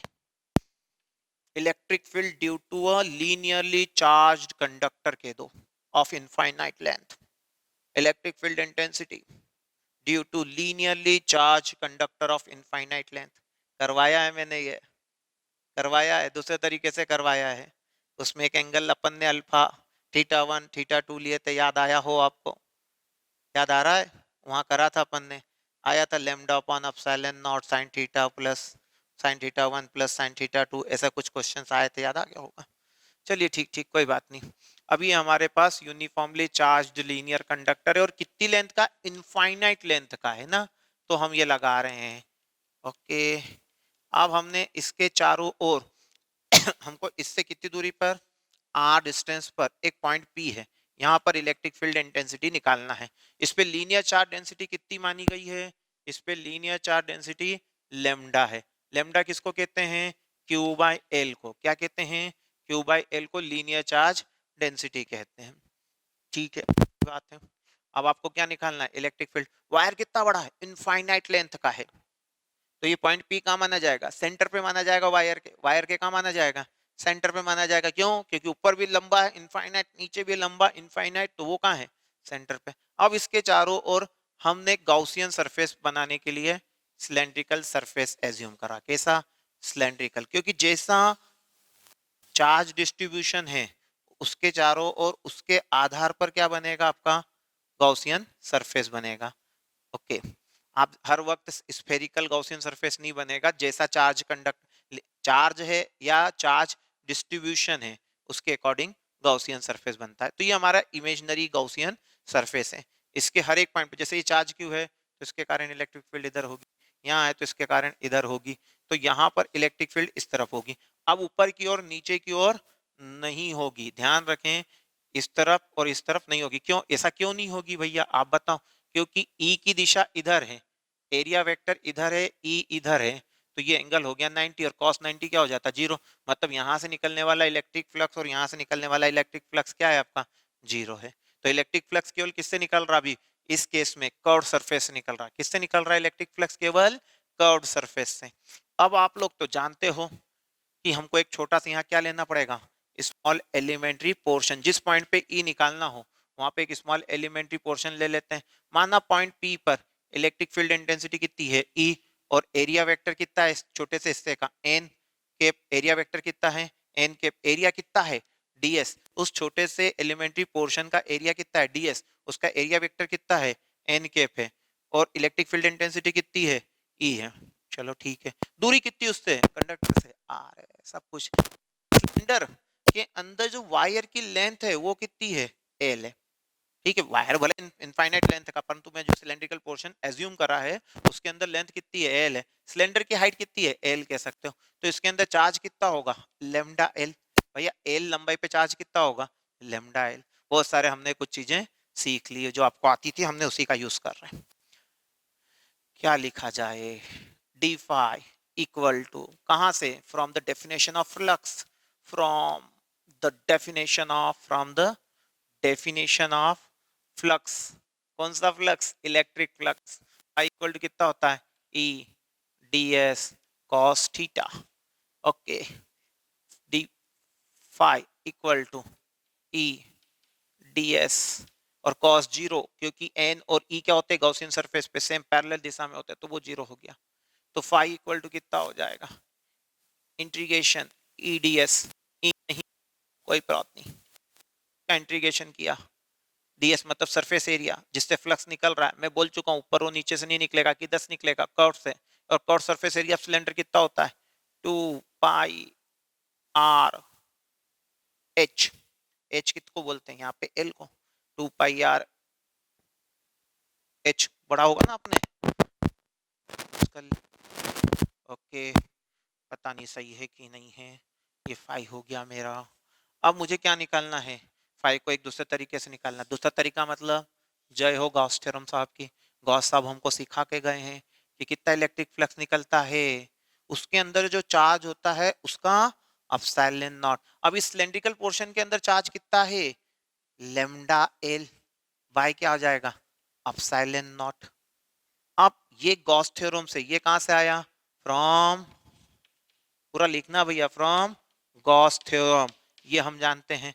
तो ये भी फाई है, ये भी फाई है, ये डेफिनेशन से निकाला, ये गॉस थ्योरम से निकाला, दोनों आपस में क्या होंगे, बराबर। मैं बार बार कह रहा हूं, मेरी हाइट आप निकाल रहे हो, कोई मीटर स्केल को फॉलो कर रहा है, कोई दूसरी स्केल को फॉलो कर रहा है, तो मेरी हाइट तो सेम आएगी ना भाई। आप किसी भी मेथड से निकालो, मेरी हाइट निकालना है आपको, तो दोनों में मेरी हाइट तो बराबर आएगी। इसी प्रकार ये दो अलग अलग फॉर्मूलों से निकाला गया इलेक्ट्रिक फ्लक्स है, वो भी एक ही जगह का। ओके, तो दोनों आपस में इक्वल आएंगे, तो E into 2 pi R L equal to कितना हो जाएगा, lambda L upon epsilon naught. L से L मर गया आपका, मरने दो। तो E बराबर क्या बचा, E बराबर बचा आपका 1/2 पाई epsilon not lambda by R। ये आ गया फॉर्मूला इलेक्ट्रिक फील्ड इंटेंसिटी का। और अगर मैं ऊपर 2 से ऊपर मल्टीप्लाई कर दूं, तो ये हो जाएगा E इक्वल टू 1/, ऊपर नीचे दोनों जगह 2 का मल्टीप्लिकेशन करना पड़ेगा, 4 pi epsilon naught 2 lambda by R. बाद में अगर काटना चाहो तो कट भी जाएगा। ऐसा क्यों किया, क्योंकि इस कांस्टेंट की वैल्यू आपके पास कितनी है, E इक्वल टू कितना हो जाएगा, 9 इंटू 10⁹9 2 लेमडा बाय आर। तो इट्स इजी फॉर यू। तो हमने क्या निकाल लिया, electric field intensity due to uniformly charge linear conductor of infinite length. ये फॉर्मूला मैं पहले भी ला चुका हूं, ठीक है। उसमें तो पॉइंट पी कहीं पे भी हो सकता था और लेंथ इनफाइनाइट नहीं थी। डेरिवेशन लंबा गया है, पुराने वीडियो को देखें, हमने वहां पर इलेक्ट्रिक फोर्स निकाला था और फिर से इंटेंसिटी निकाल सकते हैं, उससे कोई दिक्कत नहीं है। हाँ, गॉस थ्योरम का एप्लीकेशंस करियर लेकर आए हैं। तो एक और है, अगर आपके पास यूनिफॉर्मली चार्ज स्फेरिकल कंडक्टर है, तो उस पर पहले आप इसको नोट कर लीजिए, फिर मैं जब तक पानी भी पी लूं। Okay, applications of Gauss theorem में जो अगली मेरी एप्लीकेशन है वो है electric field due to uniformly charged spherical shell. इसके कारण spherical shell, electric field intensity due to uniformly charged spherical shell. Spherical shell मतलब क्या होता है, आपने प्लास्टिक की गेंद देखी होगी, उसमें अंदर भी एयर है बाहर भी एयर है। ओके, इस प्रकार की कोई स्फेरिकल शेल है, मेटेलिक शेल है, ठीक है। तो अब हमने जब इस स्फेरिकल शेल को चार्ज दिया, ये यूनिफॉर्मली चार्ज्ड है स्फेरिकल शेल। ओके, अब हमको इसके कारण इलेक्ट्रिक फील्ड इंटेंसिटी निकालना है। अब बात समझने की कोशिश करें, ये रेडियस r है, इस पर आपने कितना चार्ज डिस्ट्रीब्यूट कर दिया, q। अंदर क्या है, एयर, बाहर क्या है, एयर। इस पे चार्ज q यूनिफॉर्मली आपने क्या कर दिया, डिस्ट्रीब्यूट कर दिया। ओके, सब दूर फैल गया।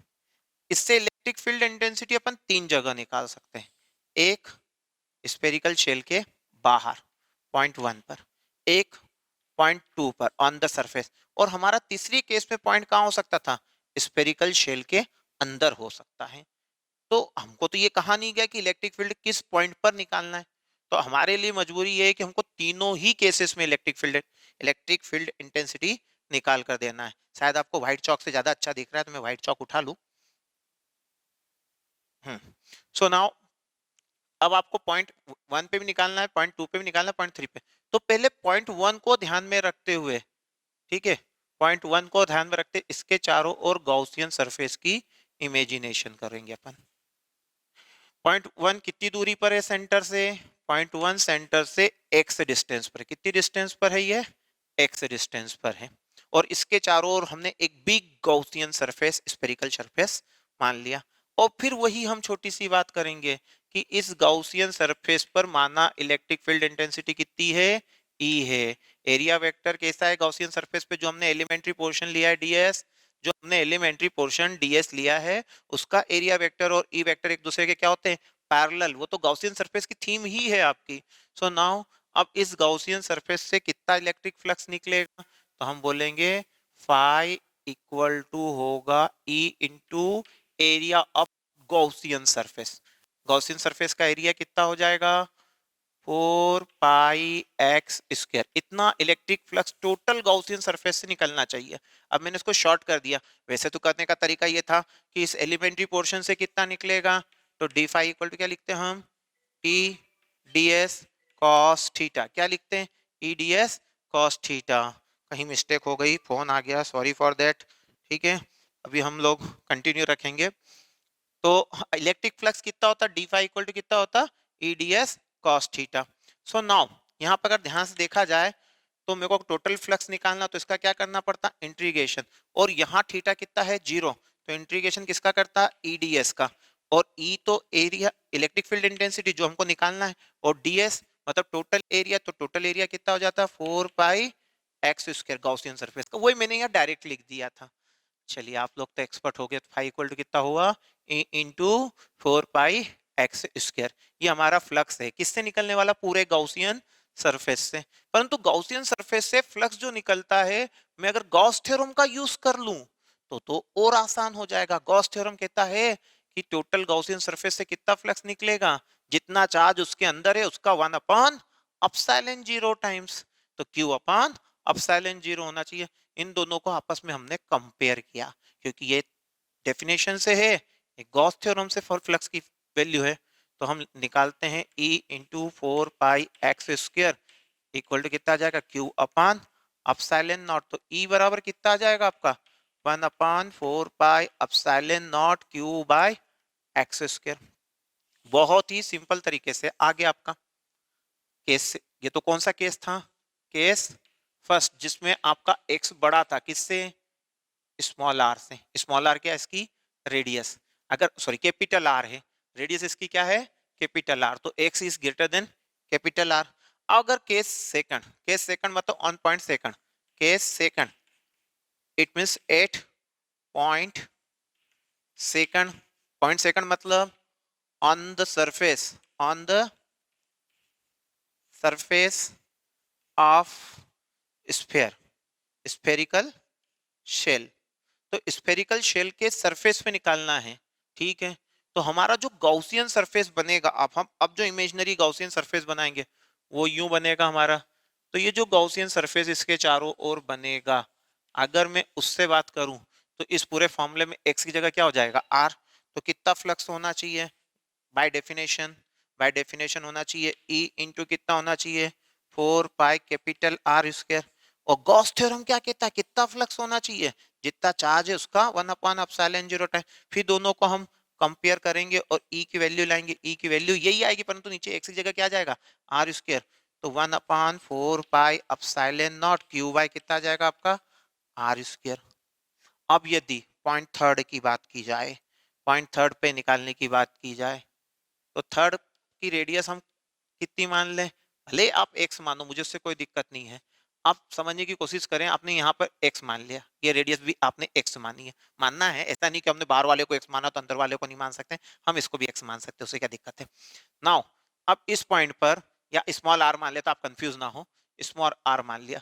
अब इस गॉसियन सरफेस में एक छोटा सा पोर्शन लेंगे, तो इस छोटे से पोर्शन से कितना फ्लक्स निकलेगा, तो आप लिखेंगे phi equal to E into कितना हो जाएगा, 4 pi R square.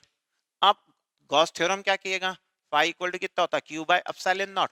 But Q तो है ही नहीं, जो अब हमने गॉसियन सरफेस माना है इसके अंदर तो चार्ज है ही नहीं, क्योंकि चार्ज तो हमने इस स्फीयर पे दिया था और इस स्फीयर पे बाहर फैला हुआ था, अंदर तो हवा ही हवा है, अंदर तो कोई जगह ही नहीं जहाँ पे चार्ज टिके, तो अंदर तो चार्ज है ही नहीं, मतलब 0/ε0 अर्थात 0।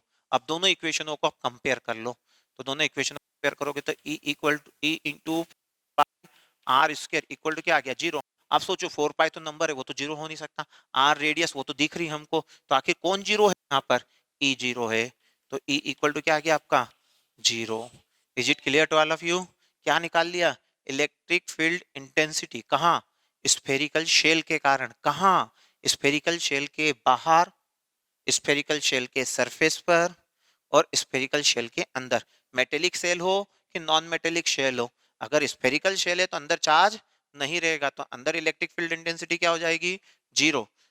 अगर ध्यान से सुन लें, सबसे बाहर वाली बात पे करेंगे तो के Q upon x square, surface पे कितना हो जाएगा, के क्यू अपॉन आर स्क्वायर, और इनसाइड कितना आएगा, 0।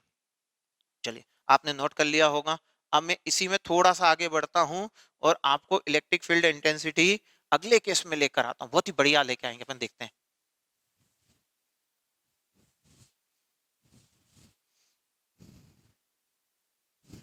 अगला जो टॉपिक है वो है सॉलिड स्फीयर के कारण। किसके कारण निकालना है? सॉलिड स्फीयर है। अब आपके पास स्फेरिकल शेल नहीं है, क्या है? सॉलिड स्फीयर है। तो सॉलिड स्फीयर में इलेक्ट्रिक फील्ड इंटेंसिटी यही की यही तीनों वैल्यूज आएगी, पर थोड़ा सा एक नया लॉजिक काम करेगा। आपको यही डेरिवेशन करना है। ये सॉलिड स्फीयर है। कैसा स्फीयर है आपका? Solid sphere. होलो स्फीयर नहीं है, ये पूरी तरीके से मेटल का है। कैसा है? मेटेलिक सॉलिड स्फीयर है। कैसा है?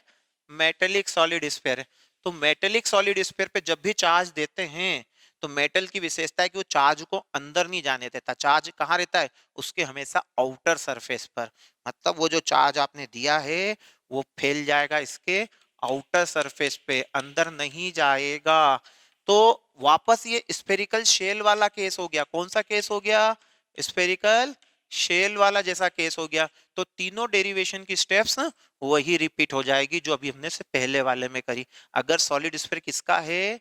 किसी कंडक्टिंग मटेरियल का है, तो चार्ज पूरा कहाँ जाता है? कंडक्टर के आउटर सरफेस पर। याद रहेगा, ये उसकी प्रॉपर्टी है चार्ज की कि किसी भी कंडक्टर को अगर चार्ज देते हैं तो चार्ज उस कंडक्टर के कहाँ जाता है? आउटर सरफेस पर, अंदर नहीं रहता। अब जब चार्ज अंदर नहीं है तो अंदर किसी भी पॉइंट पर इलेक्ट्रिक फील्ड इंटेंसिटी क्या रहेगी? यहाँ पर ई की वैल्यू 0 रहेगी। तो ये भी आपको याद रखना है कि हर एक कंडक्टर के अंदर इलेक्ट्रिक फील्ड इंटेंसिटी क्या रहेगी? 0। कंडक्टर की जो बॉडी है उसको आप कितना भी चार्ज दे दो, उसके अंदर चार्ज नहीं जाता है, इलेक्ट्रिक फील्ड अंडर क्रिएट नहीं होती है। याद रहेगा आप लोगों को। तो बाकी डेरिवेशन तो सेम रहेगा। बाहर कितनी होगी एक्स डिस्टेंस पर? के क्यू बाय एक्स स्क्वायर। कि सरफेस पर कितनी होगी? सरफेस की रेडियस अगर आर है तो के क्यू बाय आर स्क्वायर। और इनसाइड कितनी रहेगी? 0 रहेगी। अब ध्यान से सुनने, अगर ये कंडक्टर के बजाय, कंडक्टिंग मटेरियल के बजाय नॉन कंडक्टिंग मटेरियल का सॉलिड स्फीयर होता तो चलेंगे, वहां पे भी चलेंगे नॉन कंडक्टिंग मटेरियल के। परंतु इसका एक ग्राफ भी आता है, तो मेरे को याद आ गया कि इसका ग्राफ कैसे बनेगा, उस पर हम डिस्कशन करें। Electric field intensity versus distance का, ये एक्स है आपका। ओके, अब ये इलेक्ट्रिक फील्ड इंटेंसिटी है। आपने क्या देखा कि जब एक्स बराबर कैपिटल आर आया, मतलब आप अंदर थे, तो इलेक्ट्रिक फील्ड इंटेंसिटी 0 थी इस हिस्से में। कब तक? जब तक एक्स की वैल्यू आर ना हुई। और जैसे आर आई तो सरफेस पर इलेक्ट्रिक फील्ड इंटेंसिटी मैक्सिमम हो जाती है। कितनी हो जाती है सरफेस पर? कितनी हो जाती है बताइए? के क्यू बाय आर स्क्वायर। अब इसके बाद आप जैसे दूर दूर जाएंगे, दूर दूर जाएंगे, इलेक्ट्रिक फील्ड इंटेंसिटी क्या होती जाएगी? कम होती जाएगी, क्योंकि अपान में क्या है? X square. तो बाहर क्या हो जाएगा? के क्यू अपान एक्स स्क्वायर। इस प्रकार से ये ग्राफ बनेगा। ये ग्राफ दोनों ही केस में काम देगा, solid sphere of conducting material हो, ठीक है, या स्फेरिकल शेल का हो, क्योंकि अंदर इलेक्ट्रिक फील्ड इंटेंसिटी क्या रहती है? यहाँ पर ई की वैल्यू यहाँ कितनी रहती है? 0 रहती है। तो ये ग्राफ दोनों ही केस में बनेगा। अब लास्ट एप्लीकेशन जो आपकी बुक में आपको दी हुई है, इसके अलावा भी मैं बहुत सारी करूंगा कॉम्पिटिटिव एग्जाम बेसिस पे, परंतु जो एनसीईआरटी बेस्ड, सीबीएसई बेस्ड बात करें तो जो आखिरी डेरिवेशन आ रहा है वो किसका आएगा आपका? ये होगा इसका सॉलिड स्फीयर का ही, परंतु सॉलिड स्फीयर किसका बना हुआ है? नॉन कंडक्टिंग मटेरियल का। अब नॉन कंडक्टिंग मटेरियल समझते हैं। ये हमारा सॉलिड स्फीयर, फिर वही सॉलिड स्फीयर। ओके, ये मेरा सॉलिड स्फीयर है। इस सॉलिड स्फीयर में जो चार्ज है वो मैंने यूनिफॉर्मली क्या कर दिया? दे दिया। अब होता क्या है कि कंडक्टर को देते हैं, तो जब कंडक्टर को देते हैं ना, तो कंडक्टर पे चार्ज पूरा कहाँ फैल जाता है? बाहर फैल जाता है उसके। ठीक है, कंडक्टर को देते हैं तो चार्ज बाहर फैल जाता है, परंतु इसमें ऐसा नहीं है। इसमें चार्ज अंदर भी यूनिफॉर्मली क्या हो जाता है आपका? डिस्ट्रीब्यूट हो जाता है। चार्ज अंदर भी फैला हुआ रहता है, अंदर हर एक कण के पास चले गया, एक हिसाब से यूनिफॉर्मली डिस्ट्रीब्यूटेड हो गया। ओके, तो समझ में आपको आ रहा होगा थोड़ा बहुत। सिंपल सी बात समझो मैं आपको, पानी में अगर आपने तेल डाला तो तेल की लेयर ऊपर ऊपर रहती है, और पानी के अंदर आपने शक्कर डाली, थोड़े समय में शक्कर पूरी पानी में यूनिफॉर्मली फैल जाती। इसी प्रकार अगर कोई इंसुलेटेड मटेरियल है तो इंसुलेटेड मटेरियल के स्फीयर पे अगर चार्ज दोगे, इंसुलेटेड मटेरियल के स्फीयर पे अगर चार्ज दिया आपने किसी टेक्निक से, तो वो अंदर कैसा फैलेगा? यूनिफॉर्मली फैल जाएगा। ठीक है, फैल गया आपका चार्ज। अब आपको इलेक्ट्रिक फील्ड इंटेंसिटी निकालनी है। किस पॉइंट पर? बाहर, दूसरा सरफेस पर, और तीसरा इनसाइड। अब देखिए जो बाहर है उसके लिए तो वही आप क्या करोगे, इसको डिस्टेंस को x मानेंगे, इस डिस्टेंस को r मान लिया, और यहां पर भी आप x कह सकते हो, परंतु ये x क्या है, यहां पर x क्या है, ग्रेटर देन कैपिटल R है, और यहां अगर वाला x जो कहलाएगा, यहां वाला x less than capital R कहलाएगा। पॉइंट P ही है, पहली बार भी पॉइंट P था, दूसरी बार भी पॉइंट P था, तीसरी बार भी पॉइंट P था, परंतु पॉइंट P पहली बार कहां था, स्फीयर के बाहर था, दूसरी बार पॉइंट P कहां है, स्फीयर पे, तीसरी बार पॉइंट P क्या है, स्फीयर के अंदर है। तीनों अलग अलग केस है। अब आप गॉसियन सरफेस बनाएंगे, ठीक है, गॉसियन सरफेस कैसा बनेगा, स्फेरिकल। अब तो समझ में आने लग गया, ये मेरा तीसरा चौथा डेरिवेशन है आज का। सो नाउ इस स्फेरिकल गॉसियन सरफेस के ऊपर अपन क्या लेंगे, हाँ हाँ बोलो नन्ना मुन्ना, स्मॉल एलिमेंट्री पोर्शन। इस स्मॉल एलिमेंट्री पोर्शन को क्या लिखेंगे, ds। ओके, अब इस स्मॉल एलिमेंट्री पोर्शन पर इलेक्ट्रिक फील्ड की इंटेंसिटी की डायरेक्शन कौन से पॉइंट पे, पॉइंट P पर बाहर की ओर होगी। ये तो गॉसियन सरफेस का थीम ही है कि गॉसियन सरफेस के ऊपर किसी पॉइंट पर E और N वेक्टर एक दूसरे के क्या होते हैं, पैरेलल होते हैं। ठीक है, अब हम Gauss theorem by definition, by definition of flux, by definition of electric flux, क्या सीखा है आपने, इलेक्ट्रिक फ्लक्स की डेफिनेशन ये कहती है कि इस छोटे से सरफेस से निकलने वाला डी फाई कितना होगा, E vector dot D S vector. ठीक है, तो अभी हम डी फाई इक्वल टू क्या लिखेंगे, ई डी एस कॉस जीरो, और कॉस जीरो कितना हो जाएगा 1। टोटल फ्लक्स निकालना तो इसका क्या कर देंगे, इंटीग्रेशन ईडीएस का कर दीजिए, कोई दिक्कत नहीं है। फाई इक्वल टू कितना आ जाएगा ई, और ds का इंटीग्रेशन करेंगे तो 4 पाई एक्स स्क्वायर, क्योंकि पहली बार गॉसियन सरफेस कहाँ है, बाहर है, बड़ा है, एक्स स्क्वायर आएगा आपका। ये कहां से फ्लक्स निकाला आपने, ये फ्लक्स की वैल्यू किससे निकाली, by definition. But you are the intelligent and you now knows Gauss theorem, so by Gauss theorem. Gauss theorem क्या कहना चाहता है, गॉस थ्योरम ये कहता है कि इलेक्ट्रिक फ्लक्स कितना होगा, उससे जितना भी चार्ज अंदर था उसके अपान एप्सिलॉन नॉट। अब इस पूरे बड़े गोले के अंदर चार्ज कितना है, क्यू, जो आपने दिया हुआ था, तो क्यू बाय क्या लिख देंगे, एप्सिलॉन नॉट। अब ये भी फाई की वैल्यू है, ये भी फाई की वैल्यू, दोनों को आपस में इक्वल रख दीजिए, तो E into 4 pi x square equal to कितना आ जाएगा, क्यू अपान एप्सिलॉन नॉट। तो E बराबर कितना आ जाएगा, 1/4 pi epsilon naught Q by x square. अरे देखो अभी बातों बातों में आपको फिर वही फॉर्मूला नजर आ गया, बहुत ही बढ़िया। यदि आपका पॉइंट P सरफेस पर आ जाए, पॉइंट P कहाँ आ जाए, सरफेस पे, तो बस इस डेरिवेशन में x की बजाय क्या आ जाएगा, r, x की बजाय r, तो यहाँ पे भी x की बजाय r आ जाएगा। तो सेकंड केस, यदि आपका x r के बराबर हो जाए, ठीक है, यहाँ पर जो x है वो किसके बराबर हो गया, r के बराबर हो गया है, पॉइंट ऑफ ऑब्जर्वेशन की जो दूरी है वो रेडियस के बराबर है, तो फॉर्मूला हो जाएगा 1/4 pi epsilon naught Q by are square. बहुत ही सिंपल था, काहे परेशान कर रहे हो सर, आप डबल से क्यों पढ़ा रहे हो हमको, ये क्यों परेशान करे जा रहे हो। उसको समझने के लिए आपको समझना होगा थर्ड पॉइंट में, इतनी परेशान आप कर रहा हूं। अगर मैं थर्ड पॉइंट लूंगा तो मेरा थर्ड पॉइंट जो है वो स्फीयर के अंदर है, और अगर ये कंडक्टिंग मटेरियल का था तो अंदर तो इलेक्ट्रिक फील्ड इंटेंसिटी में जीरो आपको समझा चुका हूं क्यों होती है, परंतु ये तो नॉन कंडक्टिंग मटेरियल का है, तो अंदर चार्ज कुछ है, माना अंदर चार्ज कितना है, क्यू डेस है, अंदर चार्ज कितना है, क्यू डेस है, तो यहाँ क्यू की जगह क्या आ जाएगा, क्यू डेस आ जाएगा। तो अब ये फॉर्मूले में क्या हो जाएगा, उस केस में इलेक्ट्रिक फील्ड इंटेंसिटी E बराबर कितना हो जाएगा, 1/4 पाई एप्सिलॉन नॉट क्यू डेस अपॉन कितना होगा, एक्स स्क्वायर। परंतु क्यू डेस आपको पता नहीं अंदर चार्ज कितना होगा, कैसे निकालेंगे क्यू डेस, बहुत सिंपल सी बात है।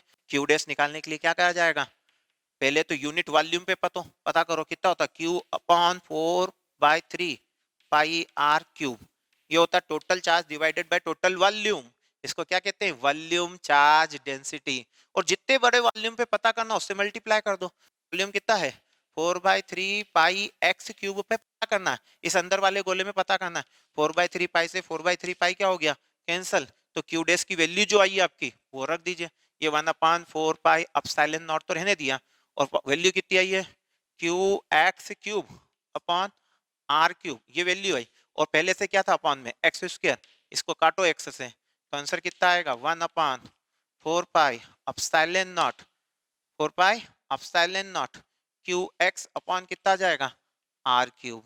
तो ये है हमारी electric field intensity inside a charged sphere of insulated material. मतलब इस केस में अंदर इलेक्ट्रिक फील्ड इंटेंसिटी जीरो नहीं होती। हाँ, अगर x की वैल्यू जीरो हो जाए, मतलब हम सेंटर पे चले जाएं, हम कहा चले जाए सेंटर पे, तो इलेक्ट्रिक फील्ड इंटेंसिटी क्या हो जाएगी जीरो।